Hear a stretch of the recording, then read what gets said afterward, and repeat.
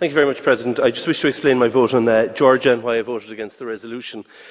Simply, I voted against the resolution because it bore no relation, in my view, with the statement of the long-term mission which was in place of the OSCE ODIHR, but to which the European Parliament, the NATO Parliamentary Assembly, the OSCE Parliamentary Assembly, the Council of Europe, and the Parliamentary Assembly of the Council of Europe also subscribed.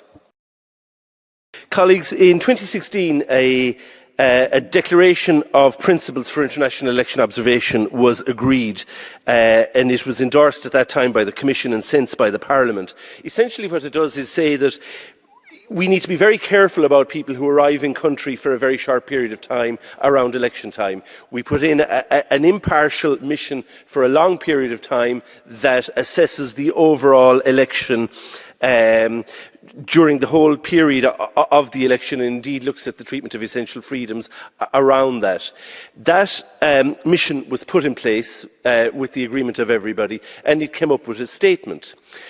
While I accept, I happen to know the person who was in charge of that, but that's not why I agree with it. It's the principle. I also know those who put forward the resolution.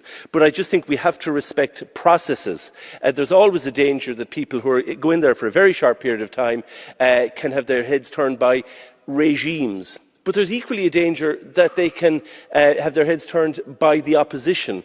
And when faced with a conflict between short-term observers and a long-term mission, I have to side with the long-term mission, and for that reason I had no alternative, but not, and reluctantly, given that it was many of my colleagues were involved, not to support the resolution. Thank you.